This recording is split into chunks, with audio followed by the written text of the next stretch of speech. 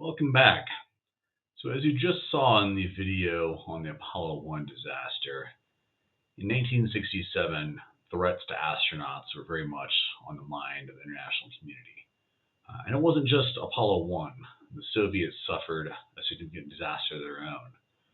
Soyuz 1 in April 1967 had an anomaly during descent and tragically crashed and killed a cosmonaut on board.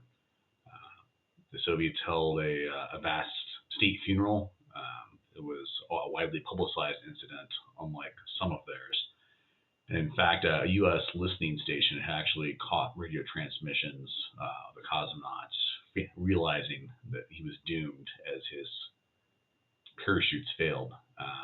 And so the Soviets were unable to hide that from the world. Those two incidents on the mind of the international community led to the adoption of the draft Rescue and Return Agreement in the United Nations General Assembly in December 1967. It had been negotiated in the UN Copulus process for years before that, but it was actually adopted in December of 1967 by the General Assembly, then opened for signature in 1968 and entered into force in December of 1968. So today there's 99 states parties to the Rescue and Return Agreement. And as we mentioned briefly at the beginning, it's intended to expand on provisions of the Outer Space Treaty that already exist. So notably Articles 5 and Articles 8 that discuss treating astronauts as envoys of all mankind, rendering them assistance. And then Article 8 having to do with return of space objects. So looking at the Rescue and Return Agreement, Article 1 lays out the duty to notify of distress or accident. And so if there are spacecraft personnel that are suffering distress, they've had an accident, they have an emergency landing, a crash landing, in the territory of a state or on the high seas or another area that is not subject to a claim of jurisdiction, Antarctica comes to mind as one place where that bill might be met. But if you're a state and you become aware of that, you're required to notify the launching authority as soon as possible. The launching authority is a unique term used in the Rescue and Return Agreement. Usually the same as a launching state, but not necessarily. So in the case of, say, the European Space Agency, that intergovernmental organization would actually be the launching authority, not the member states that comprise the ESA. If it's not possible to notify the launching authority, then make a public announcement and get the news out to the world as quickly as possible. Also notify the UN Secretary General so that the UN can spread the word as well. The idea being that the launching authority and launching state will find out as soon as possible about their astronauts. Articles 2 and 3 of the Rescue and Return Agreement lay out a duty to render assistance. So in a state's territory, their sovereign territory, if the state becomes aware of astronauts that are in distress, they're immediately to take all possible steps to rescue. So if a Soviet Soyuz capsule crashes in the desert of Nevada, that is sovereign territory of the United States. The U.S. has an obligation to immediately take all possible steps to rescue those cosmonauts.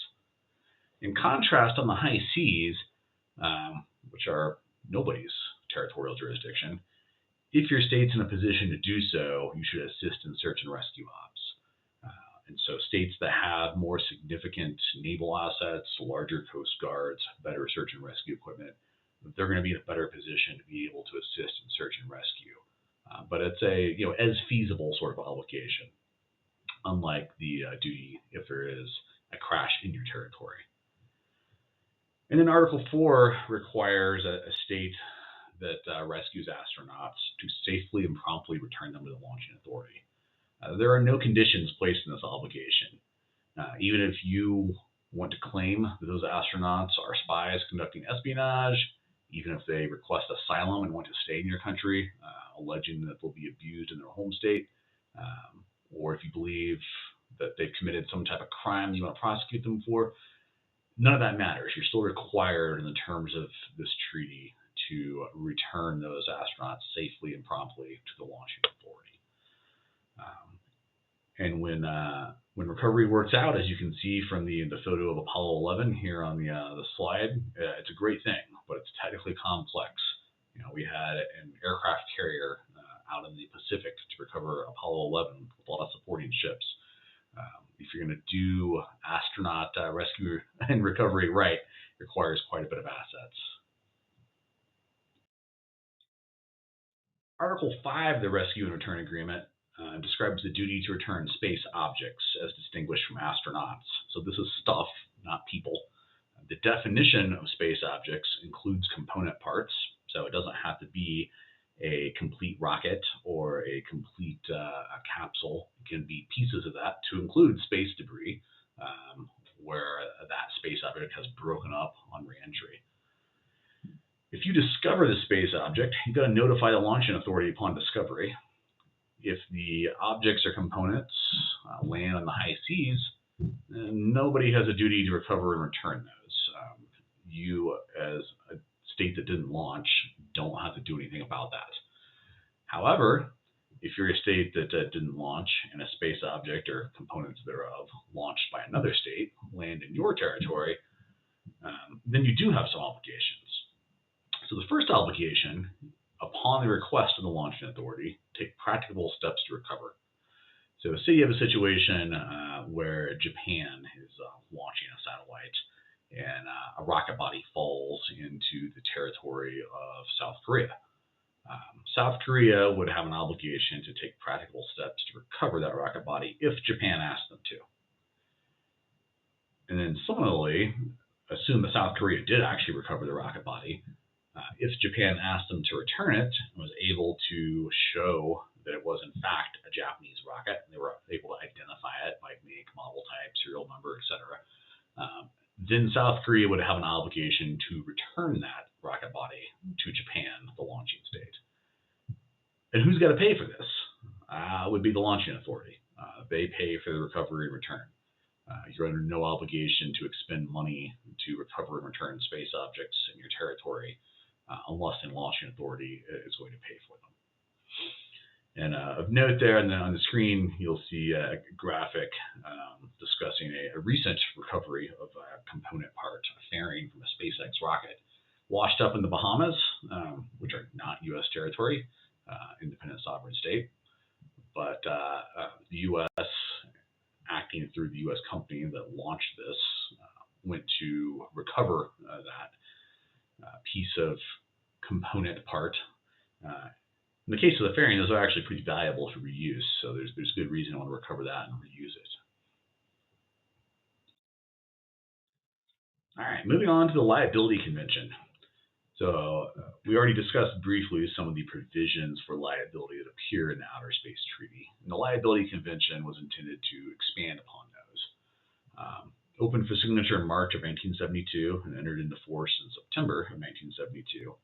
Today, there's 98 states parties to this, so it's pretty broadly subscribed to. Not as broad as the Outer Space Treaty, the 118 states parties, but generally speaking, all the major spacefaring nations are parties to the Liability Convention. Its definitions are important. The book lays these out, quotes them from Article 1 of the Liability Convention. And you see that damage is defined. Damage doesn't mean that you've lost your satellite television service or something intangible like that. It means a loss of life, physical injury, a loss of or damage to property. That is the sort of damage that states have to compensate each other for through the Liability Convention. It also has a definition for launching state, and there's 4 ways to be a launching state. You can be a state that launches or procures a launch, or a state from whose territory or facility an object is launched. And if you're one of those launching states, and there may be multiple ones, you may be liable. Article 2 talks about absolute liability. So if you launch a space object and it causes damage in the surface of the Earth or to aircraft in flight, the launching state is absolutely liable, and they have to compensate the damaged state with money for damages, regardless of whether or not they're negligent. So it doesn't matter if it was their fault or not. It doesn't matter what kind of precautions they took. If their space object causes damage in the surface of the Earth or aircraft in flight, they got to pay. In contrast, Article 3 is fault-based liability. So if a space object causes damage to other space objects in outer space or people on those space objects, then the liability is determined based on whose fault the actual damage was. And if one state brings a claim against another, the liability convention has processes and procedures laid out to set up a claims commission, where you have international jurists that would actually assess fault based on the facts of the case and then decide who's got to pay who. We mentioned there's 4 ways to be a launching state, and potentially you could have more than one launching state. So think of a situation where you have a Luxembourg government procuring a launch, and they're procuring the launch, say, from Roscosmos, the Russian space agency, but the actual launch is happening from the Baikonur Cosmodrome in Kazakhstan. And so you've got one state doing the launch, that's Russia, one state that procured the launch, that's Luxembourg, and a state from whose territory the object is launched, that's Kazakhstan. So, you have 3 launching states as defined in the liability convention. They all have joint and several liability. And so somebody who is making a claim can pursue any launching state, if more than one exists, for 100% of that claim. Probably easiest to go after Luxembourg, right? They tend to play better in the international arena than to go after Russia or Kazakhstan directly. And then if Luxembourg pays the claimant, the damaged state, they can seek appropriate division of liability and compensation from Russia and Kazakhstan. So joint and several liability is the legal terminology for that. You see up here the scales of justice being held there, which is a reference to fault-based liability, where you're weighing evidence to see which state should be at fault and which state shouldn't. And you see a photo of a Royal Canadian Air Force C-130 and some dudes in hazmat suits with gas mask on, some detection equipment. What are they doing? Well, they're out looking for radioactive satellite debris.